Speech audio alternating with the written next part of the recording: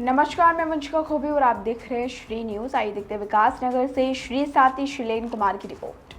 विकास नगर में भारतीय जनता पार्टी के अल्पसंख्यक मोर्चा और से अल्पसंख्यक सम्मेलन का आयोजन किया गया, जिसमें बड़ी संख्या में अल्पसंख्यक समुदाय के लोगों ने भाग लिया। कार्यक्रम में विकास नगर विधायक मुन्ना सिंह चौहान, भाजपा ग्रामीण जिला अध्यक्ष मिमिता सिंह मुख्य रूप से उपस्थित रहे। सम्मेलन के दौरान दोनों नेताओं ने मंच से केंद्र और राज्य सरकार की जन कल्याणकारी योजना की जानकारी साझा करते हुए अल्पसंख्यक समाज से संवाद किया। इस अवसर पर विधायक मुन्ना सिंह चौहान ने अपने संबोधन में कांग्रेस पर निशाना साधते हुए कहा कि कांग्रेस वर्षों से जातिवाद की राजनीति कर समाज को बांटने का काम करती रही है, जबकि भारतीय जनता पार्टी सभी वर्गों को साथ लेकर विकास की राजनीति में विश्वास रखती है।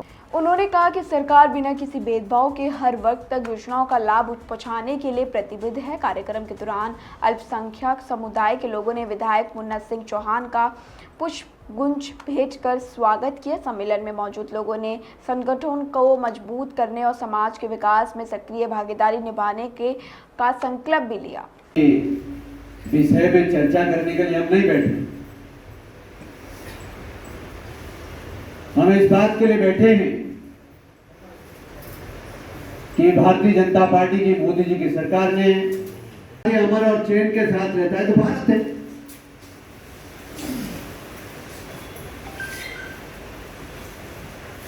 अभी अनीश जी कह रहे थे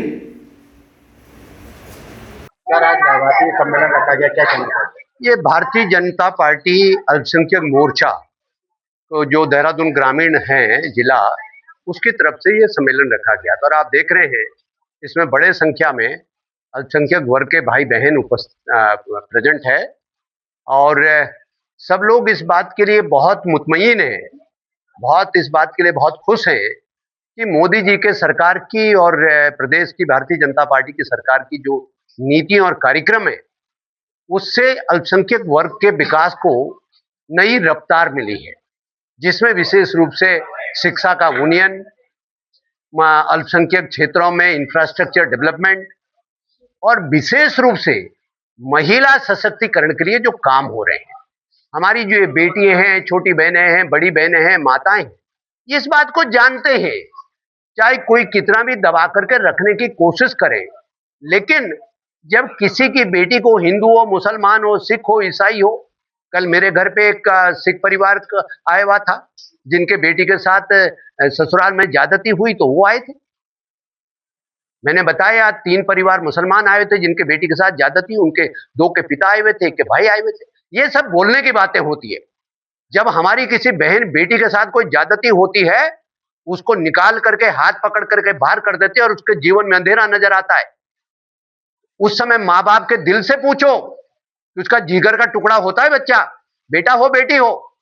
लेकिन जिस प्रकार से भारतीय जनता पार्टी की सरकार ने, मोदी जी की सरकार ने ट्रिपल तलाक का कानून ला करके उनके अधिकारों का संरक्षण करने का काम किया, अब उनके साथ वैसी बेशर्मी नहीं हो सकती। ठीक है, कानून का पालन करके आपसी सहमति बना करके तो तलाकें सभी समाजों में होती रहती है, तो लेकिन इस प्रकार से धींगा मुश्ती करके, मनमर्जी करके ये एक प्लास्टिक की बोतल की तरीके से पानी पी लिया, उठा करके फेंक दो, वो आज नहीं हो सकता।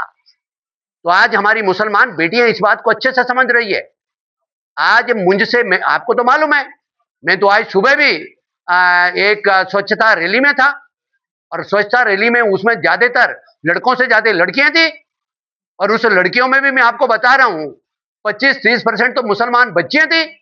वो सब समझते हैं, अब अपने जीवन को, अपने अधिकारों को समझते हैं, अपने भविष्य को समझते हैं। तो हमारा काम यही है, केवल चुनाव के दौरान नफरत का, जात पात का, चुनाव के दौरान हिंदू मुसलमान का चूरण बांट करके अपनी राजनीति चमकाने वाली कांग्रेस को यह समझना चाहिए कि अब मुस्लिम समाज धीरे धीरे अपने अधिकारों को समझने लगा है, शिक्षा का मतलब समझने लगा है।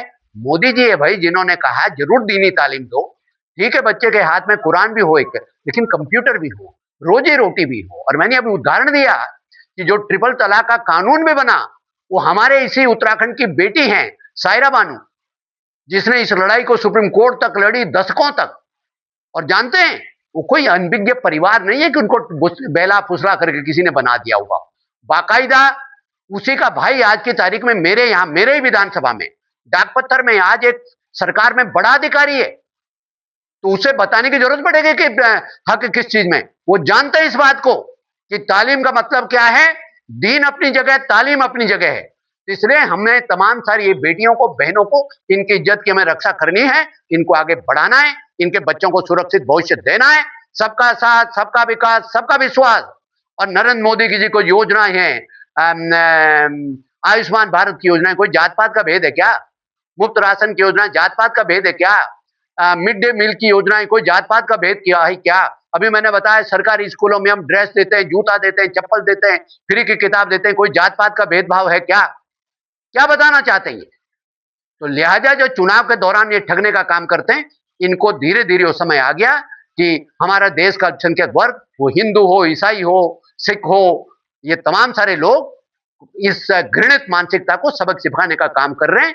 और आज कश्मीर से लेकर के कन्याकुमारी तक इसी वजह से भारतीय जनता पार्टी का डंका बज रहा है। लोग सब समझ रहे हैं इस बात को। आज कश्मीर के लोग, जहां कभी एक तिरंगा का लाल चौक पे भी पाकिस्तान का झंडा फहराया करते देशद्रोही, आज पूरी कश्मीर घाटी तिरंगे से पटी रहती है। और वहां की हमारी बेटियां, वहां के हमारे नौजवान, हमारे बच्चे क्रिकेट में आगे बढ़ रहे हैं, विज्ञान में आगे बढ़ रहे हैं, आईएएस अधिकारी